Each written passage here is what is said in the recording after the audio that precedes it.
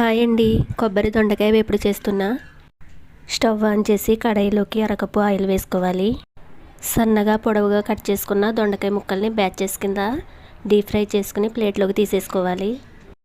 ఇదే ఆయిల్లో అరకప్పు వేరుశనగ గుళ్ళు కూడా డీప్ ఫ్రై చేసుకుని ప్లేట్లోకి వేసేసుకుందాం.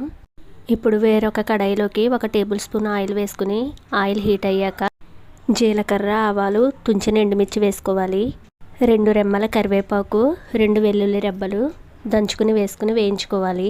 1 కప్పు దాకా పచ్చి కొబ్బరి తురుము వేసుకుంటున్నాను. కొబ్బరి తురుము బాగా వేయించుకున్నాక ఇందులోకి మనం రెడీ చేసుకున్న దొండకాయ, వేరుశనగ గుళ్ళు వేసేసుకోవాలి.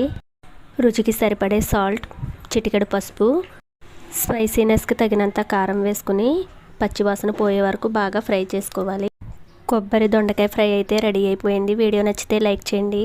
కొత్తగా చూస్తున్న వాళ్ళు ఛానల్ని సబ్స్క్రైబ్ చేసుకుని సపోర్ట్ చేయండి. Thanks for watching. Thank you all.